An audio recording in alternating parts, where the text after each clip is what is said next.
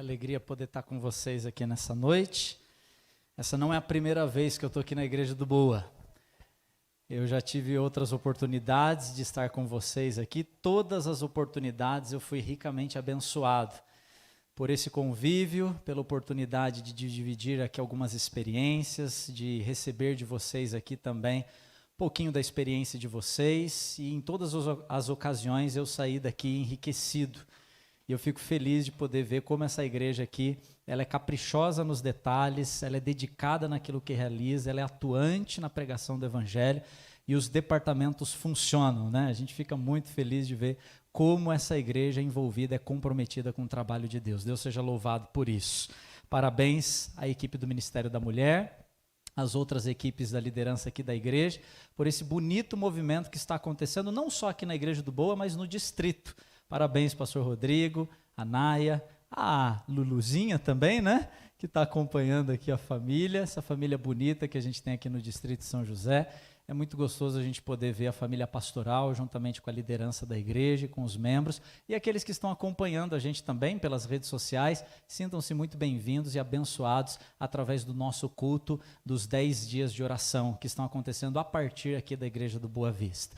Hoje eu confesso para vocês que eu cheguei aqui, infelizmente hoje a Nath não pôde vir, vocês sabem que a Nath, ela está grávida, né? A minha esposa já está caminhando para o 7º mês de gravidez, e ela está fazendo alguns acompanhamentos médicos. Hoje ela acabou conseguindo apenas uma consulta no início da noite, e aí eu trouxe a minha primogênita para me acompanhar, e ela falou para mim no carro: papai, você vai falar de mim? Eu falei assim: vou, filha, vou falar de você, tá bom?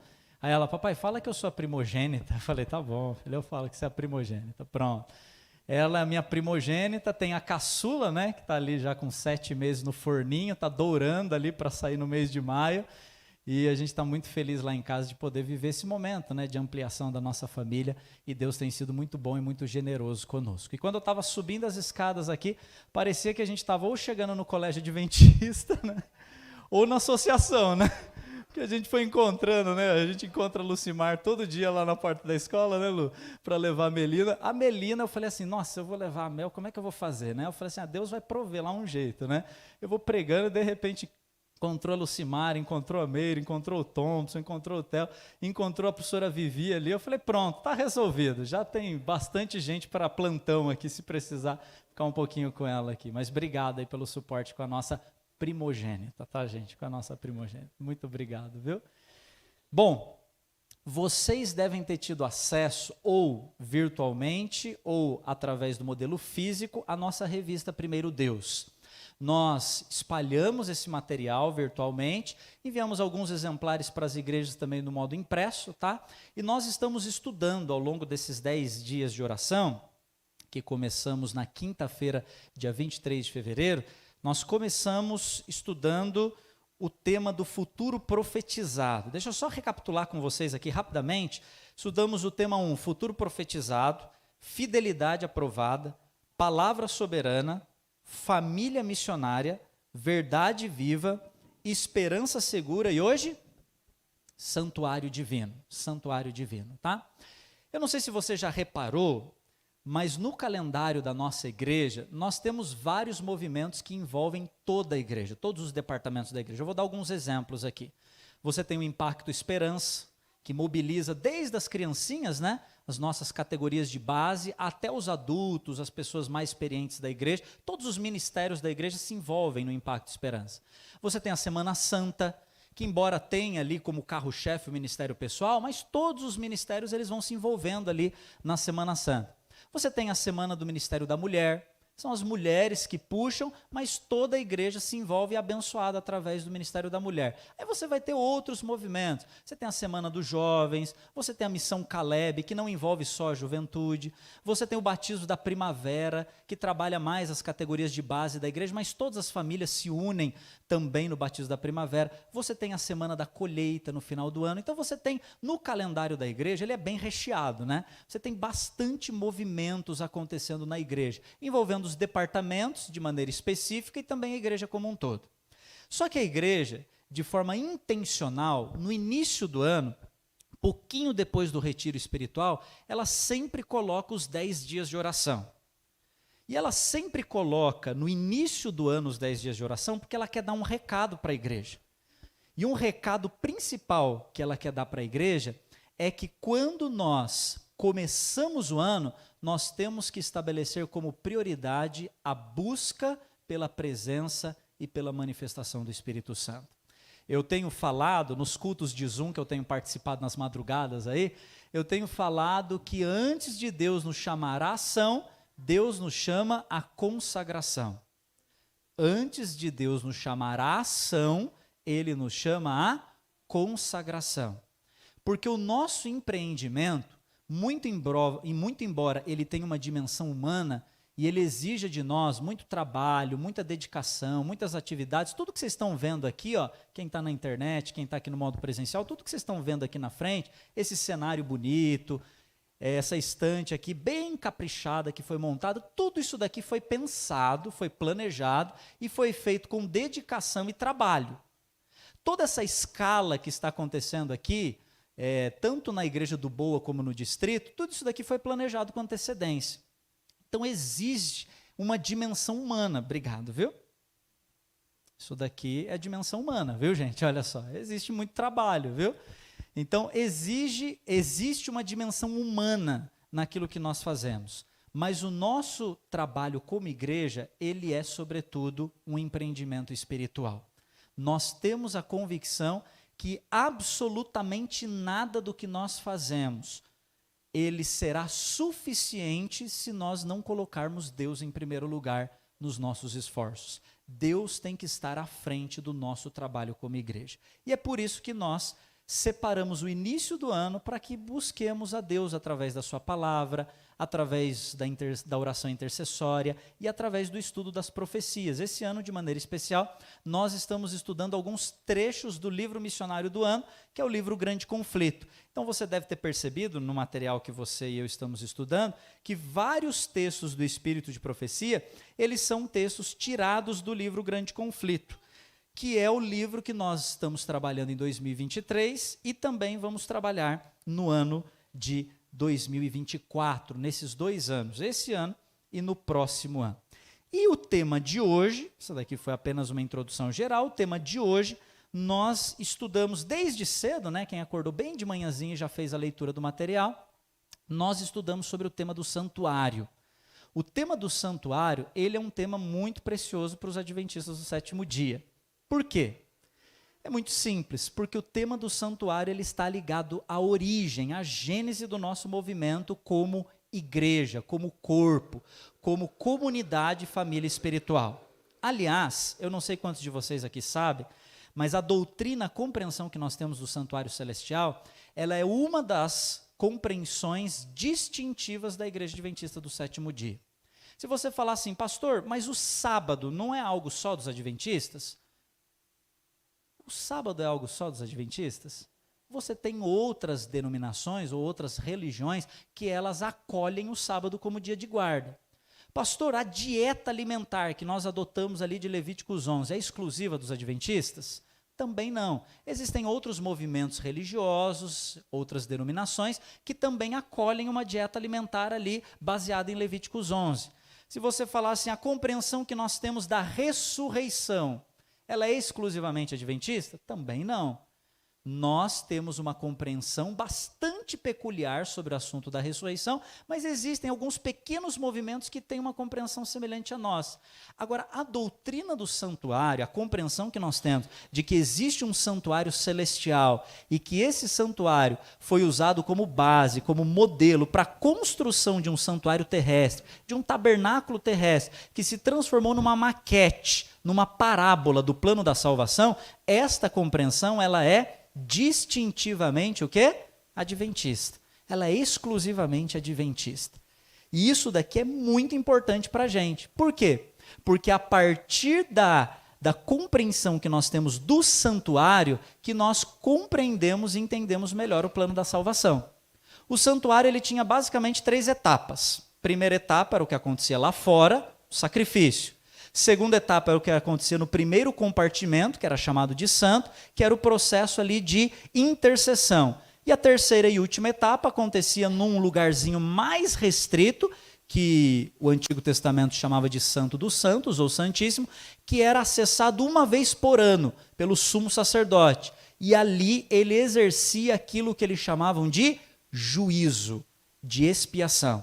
Então havia o sacrifício, havia uma experiência diária de intercessão, de aplicação do sacrifício, e uma vez por ano havia um dia de juízo, um dia de quebrantamento de toda a comunidade de Israel, de todo o povo de Deus, porque naquele momento o sumo sacerdote entrava então para expiar de uma vez por todas os pecados. Por que é importante a gente compreender essas etapas? Porque isso nos leva a entender que o plano da salvação ele também é construído sobre etapas.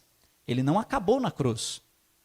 Aliás, eu me lembro de estar assistindo uma vez um vídeo no YouTube de alguns colegas, pastores evangélicos, que eles estavam, de certa forma, acusando os adventistas do sétimo dia de pregar que a cruz ela não era suficiente para a salvação. E eles falavam, não, porque os adventistas do sétimo dia, eles dizem que a cruz não foi suficiente para a salvação, eles ficam adicionando outras coisas e tal, e eles estavam se referindo à nossa compreensão do santuário. Para nós, adventistas do sétimo dia, sim, a cruz foi suficiente para cumprir uma etapa central no plano da salvação. Mas quando você olha para aquilo que Deus ensinou no santuário terrestre, ele estava tentando dizer para nós que o que começa na cruz tem desdobramentos que vão para além da cruz. Começou na cruz, vai até o céu e tem desdobramentos que vão alcançar toda a eternidade, o plano da salvação. Então a nossa compreensão do plano da salvação ela é incrível, ela é extraordinária, ela é maravilhosa, ela é completa e ela é inspiradora, ela é extremamente rica. Aliás, por falar em plano da salvação, antes de ler aqui alguns textos, eu me lembrei de uma história. Não sei quantos de vocês aqui já ouviram essa história. Acho que até uma alegoria, uma fábula. É um garotinho que estava no meio de um vilarejo, uma cidade interiorana, desses cantos aí do Brasil. Ele estava brincando de bolinha de... Como é que fala mesmo? Bolinha de gude. Bolinha de gude. Faz tanto tempo, né? Que eu não brinco de bolinha de gude, eu nem lembrar. A bolinha de gude. Ele estava ali brincando com os coleguinhas de bolinha de gude e tal. No vilarejo que ele morava, essas eram as brincadeiras comuns, né? O peão, o pipo, o papagaio. A bolinha de gude estava lá jogando. De repente, era um vilarejo bem escondido. Quase no meio do nada. De repente parou uma caminhonete caríssima. Uma caminhonete grande, imponente, e ela veio assim em alta velocidade, ela foi diminuindo a velocidade quando viu os garotos ali jogando a bolinha de gude, e ela deu quase que um cavalinho de pau assim para estacionar e levantou aquele poeirão, e os meninos começaram a tossir, né? Aquela criançada tossindo ali, não dava mais para ver bolinha nenhuma, o camarada desceu, ele estava todo elegante, o camarada bem de vida assim, aí ele desceu da caminhonete, olhou para aqueles garotos, pegou o deles ali, que ele viu que era o maiorzinho, mais espertinho, tirou o óculos escuro dele e falou assim, ei garoto, me socorre aqui, me ajuda aqui. Você sabe onde é que a gente está aqui? Como é que é o nome dessa cidade aqui? Aí disse que o garotinho olhou para os lados, para os coleguinhas, olhou para o rapaz e falou, não sei. Aí o camarada falou, nossa, você não sabe onde é que é a cidade. Mas você sabe o nome desse vilarejo, já que não sabe o nome da cidade, né? O nome desse vilarejo aqui, onde vocês estão brincando aqui, você sabe o nome dele? Aí o garotinho olhou para a bolinha dele, olhou para o rapaz e falou, não sei. Aí o camarada incomodado foi pegar a informação, era só os meninos que tinham ali mesmo, tinha que tirar a informação com eles, perguntou mais uma coisa, falou assim, escuta, você não sabe o nome da cidade, não sabe o nome do vilarejo, você sabe pelo menos o nome da próxima cidade que a gente tem? Se eu pegar essa estrada de terra aqui e for reto aqui até o final, eu chegar em alguma cidade maior, você sabe o nome da próxima cidade que tem aqui? O garoto olhou, não sei. Aí o camarada perdeu a paciência e falou assim, ô menino, eu não sei que idade que você tem, mas você não sabe nada, não? Aí o garoto olhou para ele e falou assim, olha tio, eu posso não saber nada, mas não sou eu que estou perdido. Por que eu conto essa história quando eu falo do plano da salvação? Porque a Bíblia, ela não traz informações absolutas sobre todas as coisas. Tem muitas curiosidades que com certeza você tem, que a Bíblia não tirou ainda. Tem muitas curiosidades que você carrega no peito que você fica pensando, será que um dia, na eternidade, eu vou ter a resposta a algumas perguntas que eu não tive aqui nessa terra?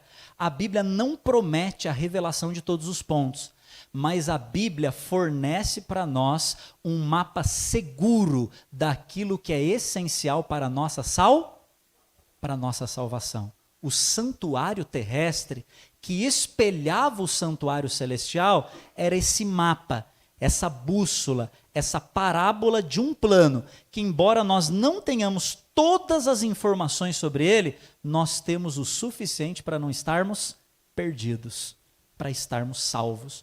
E eu queria começar lendo com vocês aqui alguns textos que eu destaquei da revista, e depois nós vamos para a Bíblia, tá? O primeiro texto que eu destaquei da revista aqui para essa noite está no livro Evangelismo, página 221. A página da revista é a página 25. Se você quiser acompanhar aí no modo virtual, quem tem a revista aí no smartphone, fique à vontade. Tá? É a página 25. Aqui, o autor da revista, ele cita um texto de Ellen White, onde ela diz assim: a compreensão correta do ministério do santuário celestial constitui o alicerce da nossa fé. A compreensão correta do santuário celestial é a base da nossa fé, porque está intimamente ligada ao plano da salvação. Aí, ainda na página 25, agora no parágrafo que fala sobre o propiciatório, diz assim, eu vou ler só a parte que eu sublinhei aqui, que começa com a arca, tá? A arca que guarda as tábuas da lei, ela se encontra coberta pelo propiciatório, diante do qual Cristo, por seu sangue, pleiteia em favor do pecador. Assim se representa a união da justiça com a misericórdia no plano da redenção humana. Aqui ele está falando sobre o protagonismo de Cristo no plano da salvação, especialmente no ministério do santuário celestial. E por fim, na página 26, o último texto que eu destaquei aqui da revista, o autor ele cita um texto de Ellen White, no livro Cristo em seu Santuário, página 15, onde diz assim: Deus deseja que o seu povo se familiarize com este modelo. Que modelo? O modelo do santuário. Tendo sempre em sua mente o santuário celestial, onde Deus é tudo em todos. Devemos ter nossa mente ancorada pela oração e o estudo da palavra de Deus, para que possamos agarrar essas verdades. Nós poderíamos hoje tirar inúmeras lições sobre o tema do santuário e o plano da salvação. E eu gostaria de compartilhar com vocês 3 lições. Nós vamos para o livro de Daniel. O livro de Daniel, você pode pegar a sua Bíblia aí. A revista é para nós um ponto de partida em relação ao tema, e agora eu gostaria de cavar um pouquinho no livro de Daniel para falarmos sobre essas etapas do plano da salvação ligadas à pessoa de Jesus Cristo, que é o nosso Salvador, o personagem central da Bíblia. Nós vamos encontrar nessas etapas do santuário terrestre, do santuário celestial, do plano da salvação, nós vamos encontrar essas etapas aqui no livro de Daniel. Vamos começar de Daniel capítulo 9. Você mantém a sua Bíblia aberta, porque nós vamos ler Daniel 9, depois a gente vai voltar para o Daniel 8 e vamos terminar em Daniel 7.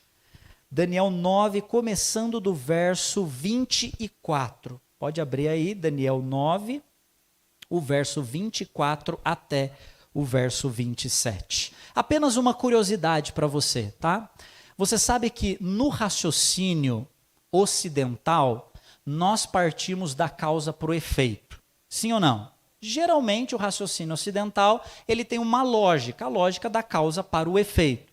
O raciocínio oriental, especialmente o raciocínio hebreu ou judaico, que está no pano de fundo de toda a Bíblia, especialmente do livro de Daniel, ele raciocina de maneira inversa.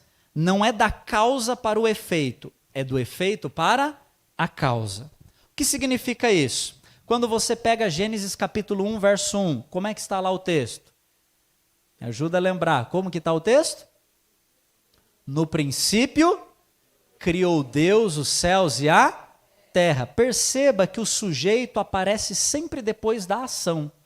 Na maneira de nós construirmos, né, pedagogos e pedagogas de plantão, na maneira de nós construirmos no português a frase, nós escreveríamos assim: no princípio, Deus criou os céus e a terra. Mas na mentalidade hebraica, eles colocam a ação primeiro, o efeito primeiro e a causa depois. No princípio, criou Deus os céus e a terra. A ação precede o sujeito. O efeito, ele tem preponderância sobre a causa. Quando você vai para o livro de Daniel, você percebe que uma lógica parecida ela aparece na construção dos capítulos. O capítulo 7, e eu já vou dar spoiler para vocês, o capítulo 7, ele vai falar sobre o reinado de Jesus. O capítulo 8, ele vai falar sobre Jesus como sacerdote. E o capítulo 9, onde nós acabamos de aterrissar, ele vai falar sobre Jesus como sacrifício, como Salvador. Se nós começássemos lá do capítulo 7, em vez do capítulo 9, eu leria com vocês e falaria sobre Jesus como rei. Aí você pensaria assim, ok, pastor, Jesus como rei, mas isso está no futuro. Para que Jesus seja rei, ele precisou primeiro ser sacerdote. E para que ele fosse sacerdote, ele precisou ser primeiro cordeiro, o sacrifício substitutivo. Então você percebe que primeiro vem a ação, o efeito, o resultado, e depois vem a causa. Perdão, isso mesmo. Primeiro vem o resultado, a ação, Jesus como rei, estabelecendo a eternidade de justiça e de paz, mas para que isso acontecesse, houve uma causa. Que causa foi essa? Aí você cava em Daniel 7, você não encontra. Cava em Daniel 8, você não encontra. E quando você chega em Daniel 9, você descobre que o centro da profecia de Daniel 9, adivinha qual é? É o sacrifício substitutivo daquele que se fez o Cordeiro de Deus que tira o pecado do mundo. Então dá uma olhadinha no verso 24. Nós vamos nos centralizar não nos cálculos proféticos, mas no evento que está por detrás dos cálculos. E a minha Bíblia diz assim: 70 semanas estão determinadas sobre o teu povo, sobre a tua santa cidade, para fazer cessar a transgressão, para dar fim aos pecados, para expiar a iniquidade, para trazer justiça eterna, para selar a visão e a profecia e para fazer o quê? Ungir o santo dos santos. Aí vem o verso 25. Sabe e entende, Daniel, desde a saída da ordem para restaurar e edificar Jerusalém até o ungido, ou poderia ser traduzido como Messias também, né, a palavra grega aqui, até o ungido, o príncipe, 7 semanas e 62 semanas estão determinadas. As praças e as circunvalações serão reedificadas, mas em tempos difíceis. Depois das 62 semanas, será o quê? Olha o centro dessa profecia. O centro dessa profecia é o sacrifício, a morte do prometido Messias. Aliás, como é que era o nome daquele físico mesmo que estudou profundamente as profecias? Era Isaac Newton, né? Isaac Newton, antes de ser conhecido como estudioso da física, ele foi conhecido por ser um estudioso esmerado das profecias bíblicas. E ele chegou a dizer que a pedra angular da profecia messiânica é Daniel capítulo 9, dos versos 24 a 27. Por quê? Porque ele dá exatamente o cálculo da data, do ano em que Jesus viria, em que Jesus morreria e em que o evangelho começaria a ser pregado para os gentios. Quando nós estudamos profecias de Daniel, nós passamos por esse estudo bíblico. O centro dessa profecia de Daniel 9 é o sacrifício do Messias. Será morto ungido. Ele já não estará. O povo de um príncipe que há de vir destruirá a cidade, o santuário, e o seu fim será numa espécie de dilúvio. Até o fim haverá guerras, desolações que serão determinadas. Para um pouquinho aqui. Daniel 9 tem como evento central da profecia que ele está recebendo de Deus a realidade da primeira etapa do santuário. Qual é a primeira etapa do santuário? Jesus como nosso Salvador. Aquele que veio não para ser o nosso exemplo em primeiro lugar, mas aquele que veio para ser o nosso substituto, o nosso Salvador. Antes de você e eu precisarmos de um exemplo, antes de você e eu precisarmos de um sermão, antes de você e eu precisarmos de um mestre, de um pedagogo, de um rabino, Antes de você e eu precisarmos de um revolucionário, ou quem sabe até mesmo de um ideólogo, de um filósofo, o que nós realmente precisávamos era de um Salvador. Era de alguém que viesse a essa terra e garantisse para nós uma vida que nenhum de nós que estamos aqui nessa noite e aqueles que estão nos assistindo fomos capazes de viver. Nenhum de nós somos capazes de viver a vida perfeita que Jesus viveu. Por isso, quando Jesus veio a essa terra e ele viveu uma vida perfeita e morreu em nosso lugar, ele estava acreditando, ele estava oferecendo a sua vida perfeita no nosso lugar, para que nesse processo de troca ou de substituição, nós pudéssemos ser aceitos por Deus na eternidade, não pelos nossos méritos, mas pelos méritos de Jesus. Simples assim, é uma troca. O nome disso, graça. Graça. A primeira lição que o santuário nos ensina é a lição do Cordeiro, é a lição da salvação. É a lição de que Jesus Cristo, o personagem central do santuário, ele veio a este mundo, em primeiro lugar, para ser o nosso Salvador. Aliás, curiosamente, isso é tão verdade, que os evangelistas eles perceberam que o aspecto central da vida de Jesus não foram seus ensinos. Tampouco foi a própria vida de Jesus. O aspecto central da vida de Jesus, ironicamente, foi a sua morte. Porque se você juntar os 4 evangelhos num livro só, pega lá Mateus, Marcos, Lucas e João, junta os 4 e forma um livro só. Sabe o que vai acontecer? Mais da metade desse livro, ele vai se passar na última semana que Jesus viveu nessa terra. Sabia disso? Se você pegar todos os evangelhos, mais da metade deles se concentram apenas nos detalhes das cenas finais da vida de Jesus. Porque na cabeça dos discípulos, eles entenderam que mais importante do que a vida inteira que Jesus viveu, foi a obra que ele realizou na cruz, quando ele morreu. O aspecto central do ministério de Jesus foi a sua morte, porque através dela, ele nos garantiu a esperança da vida eterna. Esse é o primeiro aspecto, a primeira etapa do plano da salvação, expressado no santuário terrestre, que espelha o santuário celestial. Agora volta um pouquinho. Vamos raciocinar do efeito, ou melhor, da causa para o efeito. Né? Não, da causa para o efeito é da maneira como a gente raciocina. Do efeito para a causa. Você foi para Daniel 9, agora você volta para Daniel 8. Olha o que diz Daniel 8, verso 12. Daniel 8, o verso 12. A minha Bíblia diz assim, na tradução do João Ferreira de Almeida. O exército lhe foi entregue com o sacrifício diário por causa das transgressões. E ele deitou por terra a verdade, o que fez prosperou. Só para refrescar sua memória, a profecia aqui está falando de um poder político, religioso, que colocaria a verdade de Deus, a revelação de Deus, por terra. E que pelejaria, ameaçaria a verdade de Deus. Aí o verso 13, Daniel parece que vazou uma conversa entre 2 seres celestiais, e ele diz, olha, eu ouvi a voz de um santo, que falava com outro santo, dizendo assim, mas até quando durará a visão do sacrifício diário, a visão da transgressão assoladora, na qual é entregue o santuário e o exército a fim de serem pisados? E aí vem o verso 14, né? Ele me respondeu, até 2.300 tardes e manhãs e o santuário será purificado. A ação de purificação do santuário, ela era protagonizada pelo sacerdote.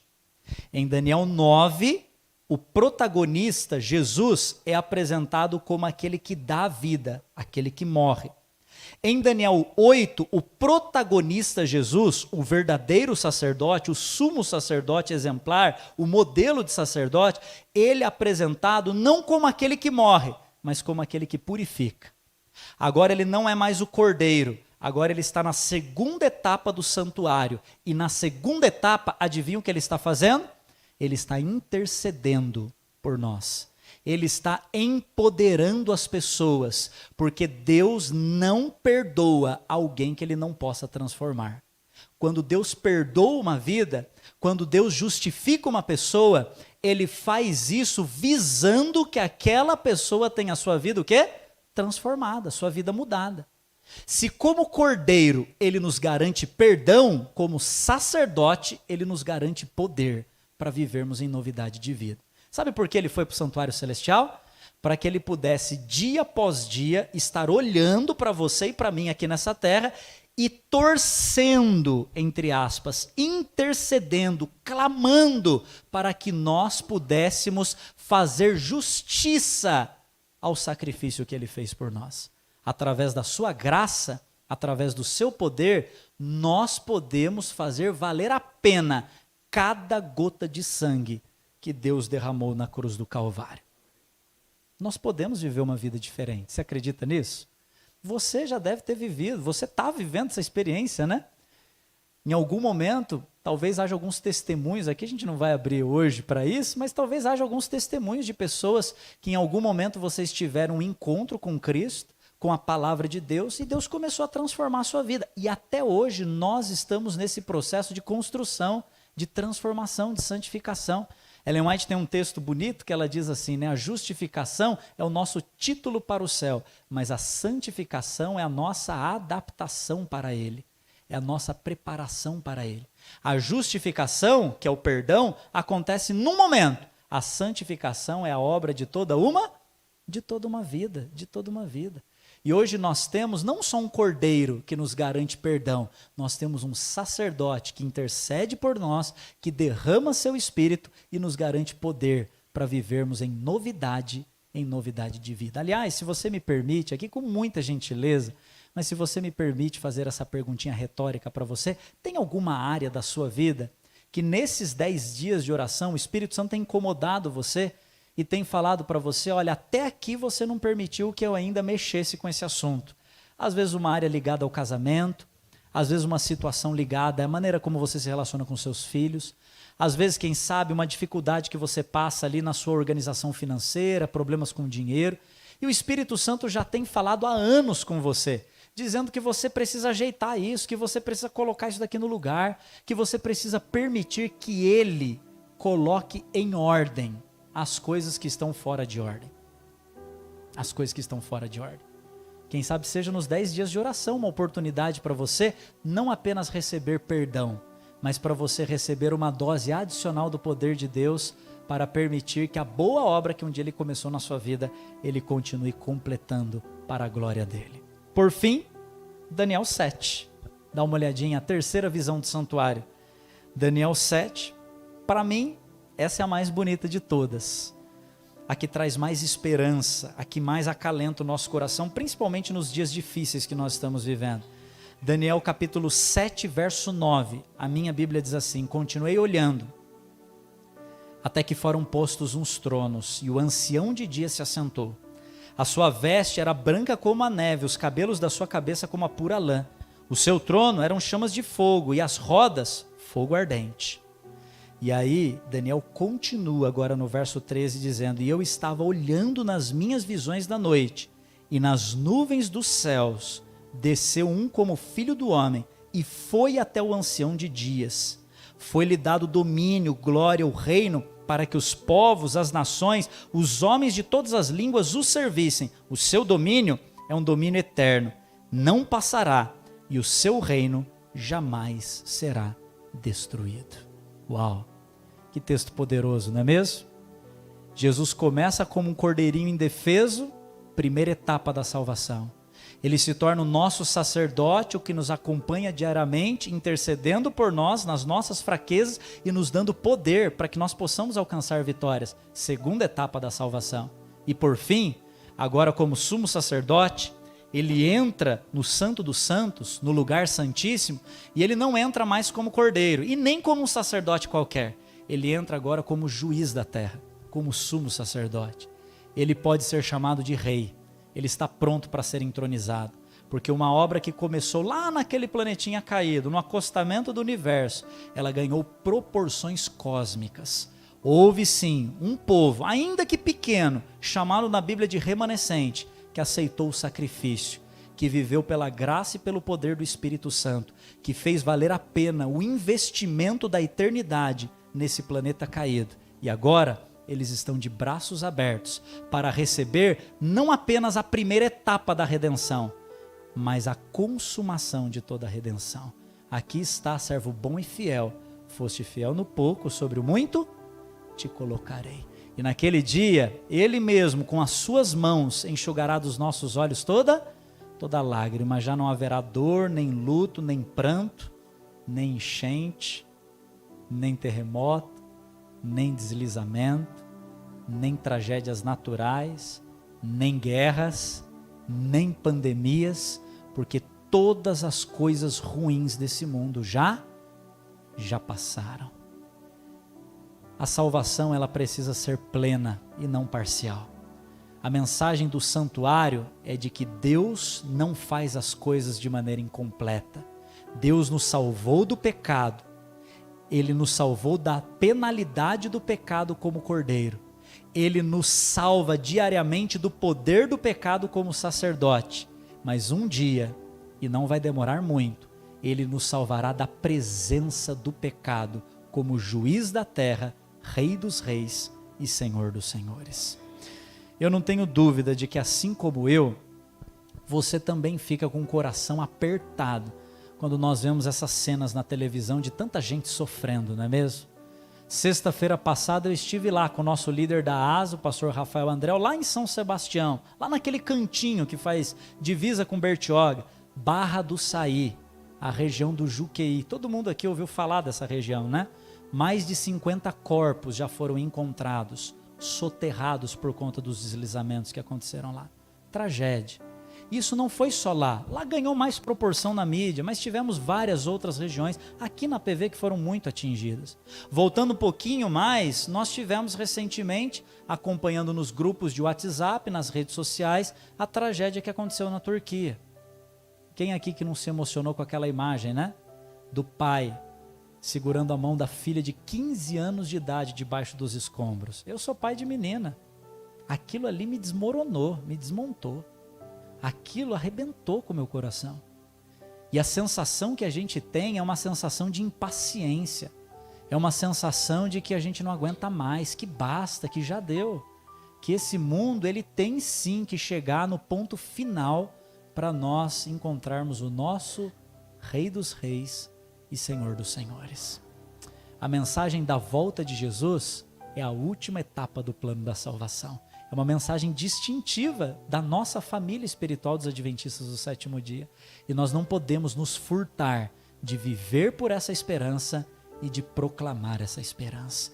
Devemos aliviar o sofrimento, sim, de todas as pessoas, mas aproveitar a oportunidade do caos, da crise, para lembrar essas pessoas que existe um Cordeiro que nos livra da condenação do pecado, um sacerdote que nos livra do poder do pecado e um Rei dos reis que muito em breve nos livrará da presença do pecado. Amém?